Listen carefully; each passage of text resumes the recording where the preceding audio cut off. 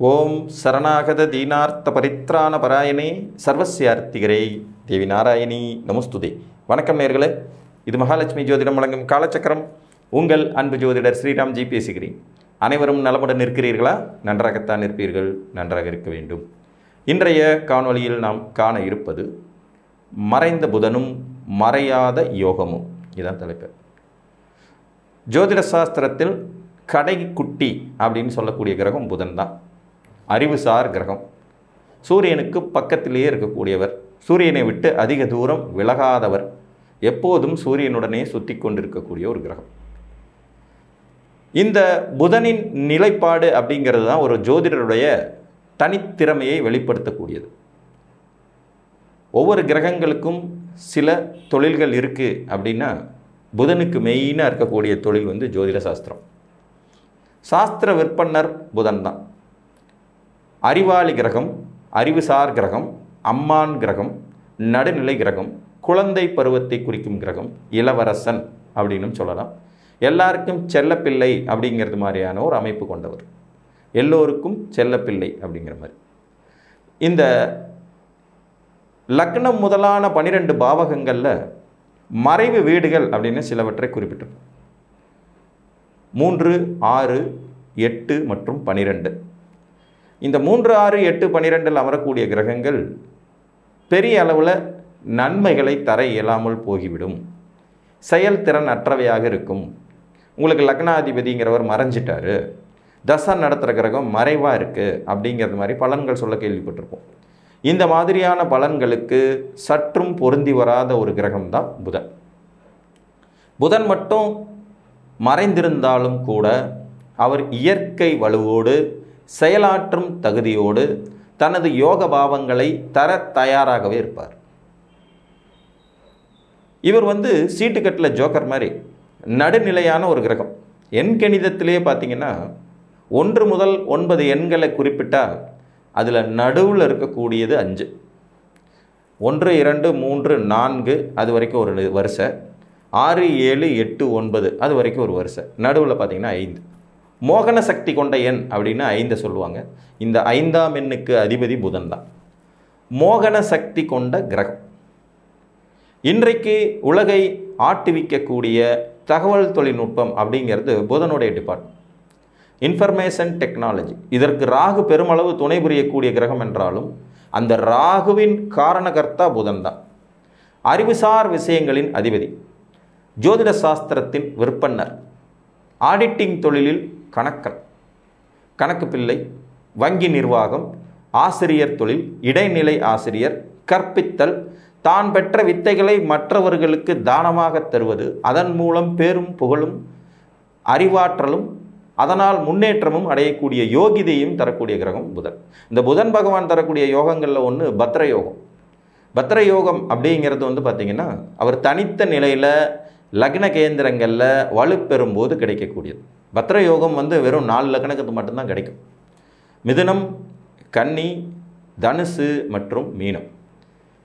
உபய லக்கணங்கள் பலகீனமானவைன்னு நான் நிறைய காணொலிகளில் சொல்லியிருப்பேன். அந்த உபய லக்கணங்கள் புத்தியால் வெற்றி பெறும் சாதுர்த்தியம் கொண்டவைங்கிறதுக்காகத்தான் வேறு எந்த லக்கணங்களுக்கும் இல்லாத ஸ்பெஷல் இந்த 4 லக்கணங்களுக்கு உண்டு.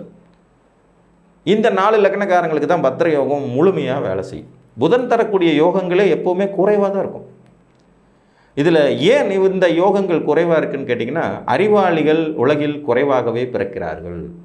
சராசரி வாழ்க்கை வாழ்கிறதுக்கு நம்ம ஜீனியஸாக இருக்கணுன்றது அவசியம் இல்லை. ஒரு சராசரியான ஒரு படிப்பு, சராசரியான ஒரு வாழ்வியல் முறை, பொருளாதாரத்தில் ஒரு தன்னிறைவு அடையிறதுக்கு ஜீனியஸாக இருக்கணும்னு அவசியம் இல்லை. அந்த அறிவுசார் உச்சத்தை எட்டி பிடிப்பது எல்லாராலும் இயலாது அப்படிங்கிறதுக்காக தான் புதன் தர்ற யோகங்களே குறைவு. 12 லக்னங்களுக்கும் சுக்கிரன் தர்ற மாளவிகா யோகம் கிடைச்சிடும். சுக்கிரன் தரக்கூடிய யோகம் 12 லக்னங்களும் கிடைக்கும். மற்ற கிரகங்கள்லாம் தரக்கூடிய யோகங்கள் 8 லக்னங்களுக்கு கிடைக்கும். ஆனால் புதன் தரக்கூடிய பத்ர யோகம் மட்டும் 4 லக்னங்களுக்கு தான் கிடைக்கும். அவர் கேந்திரத்தில் வலுப்பெறணும். அந்த கேந்திரங்கள் இந்த 4 லக்னங்களுக்கு மட்டுமே அமையப்பெறும். அதுபோக சூரியன் புதன் இணைந்த நிலையில் கிடைக்கக்கூடிய புத ஆதித்ய யோகம், நிபுண யோகம்ங்கிறதுமே பர்டிகுலராக ஒரு சில வீடுகளில் அமைஞ்சால் மட்டுமே சாத்தியப்படுங்கிற அமைப்பு. இந்த புதன் மறைவதன் மூலமாகவும் வலுப்பெறக்கூடியவங்கிறதுக்கு ஒரு உதாரணமே காலபுருஷனுடைய 3ஆம் வீடு, 6ஆம் வீடு, 8ஆம் வீடு மற்றும் 12ஆம் வீடுகளில் புதனுக்கு ஒரு வலு இருக்கும். இதில் 3ஆம் இடம் என்று சொல்லக்கூடிய மிதுனம் இவரின் ஆட்சி வீடாக வரும்.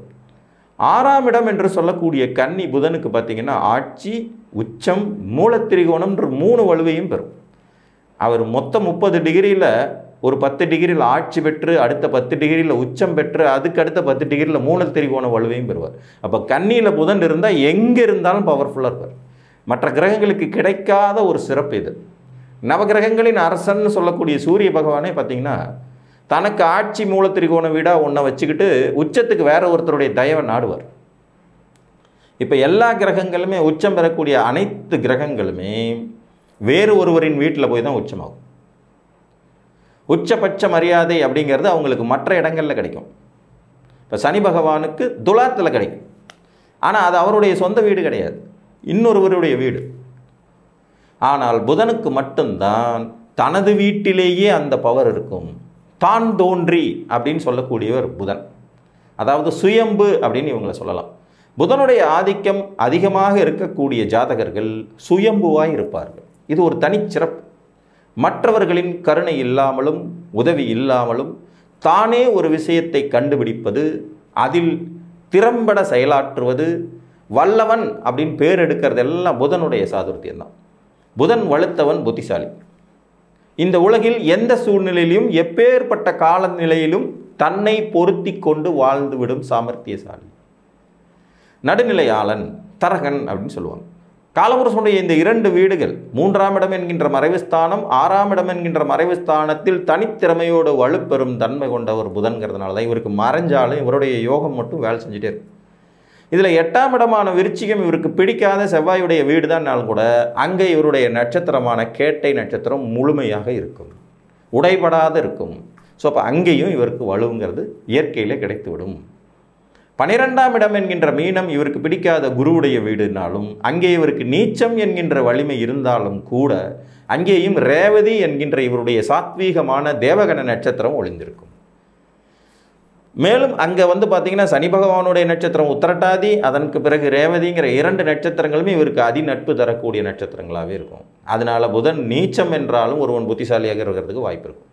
புதன் நீச்சமாயிட்டாரு, இவருக்கு படிப்பு வராது, புத்திசாலித்தனம் இருக்காது, அறிவாற்றல் இருக்காது அப்படின்னு நீங்கள் எதிர்பார்க்க வேண்டியதே இல்லை. புதன் நீச்சம் பெற்று ஜோதிடத்துறையில் புகழ்பெற்ற எத்தனையோ மனிதர்களும் இருக்கத்தான் செய்கிறார். அப்போ தன் துறை சார்ந்த அறிவை தருவதற்கு புதனுக்கு மறைவு என்பது ஒரு விஷயமே இல்லை. மறைந்தாலும் யோகத்தை குறைக்காத கிரகம் புதன் மட்டும்தான். அதனால தான் மற்ற எந்த கிரகங்களுக்கு இல்லாத ஒரு சிறப்பாக சூரியனும் புதனும் கூடி 8ஆம் இடத்தில் இருந்தாலும் கூட புத ஆதித்ய யோகம் வேலை செய்யும். 1, 4, 8 மிகச்சிறந்த யோகத்தை வெளிப்படுத்தக்கூடிய தன்மை கொண்ட வீடுகளாக இருக்கும்.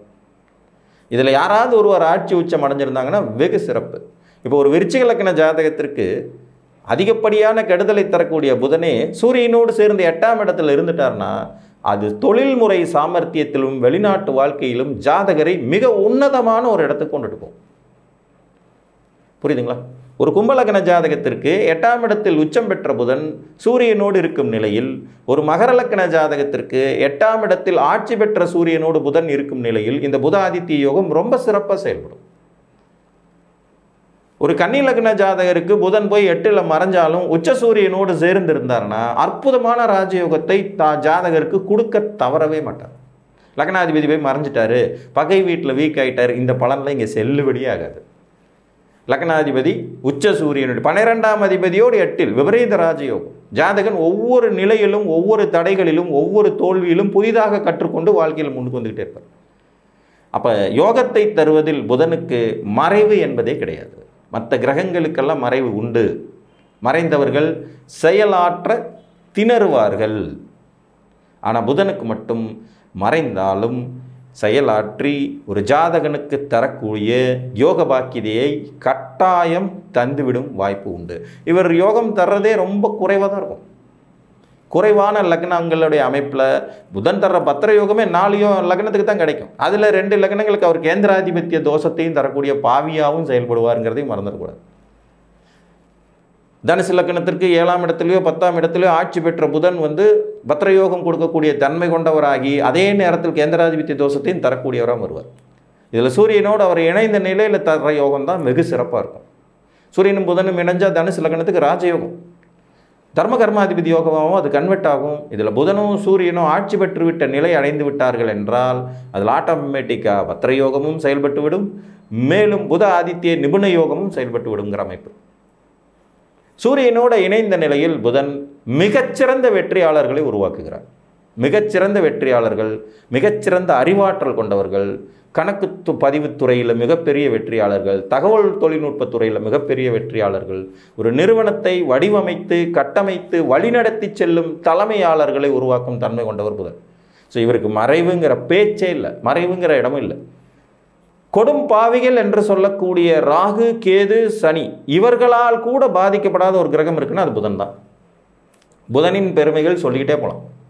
மிகவும் சின்ன கிரகம், அளவில் வலிமையில் குறைவானவர். இப்போ நம்ம உடம்பு ஒரு 75 கிலோ வெயிட் இருக்குன்னு வச்சுங்க. 75 கிலோ வெயிட் உள்ள இந்த உடம்பை மொத்தமாக கண்ட்ரோல் பண்ணுறது வெறும் 650 கிராம் மூளை தான். இந்த கிராமில் ஏதோ முன்ன பின்ன சொல்லியிருக்கலாம், 1 கிலோ கூட மூளை இருக்காது. நல்லா யோசிச்சு பாருங்கள். 75 கிலோ எடை கொண்ட ஒரு மொத்த உடம்பை கட்டுப்படுத்துறது வெறும் 650 கிராம் மூளை. தலைமைச் செயலகம்னு தலை மேலே உட்காந்துட்டுருக்கு, அதுதான் புதன்.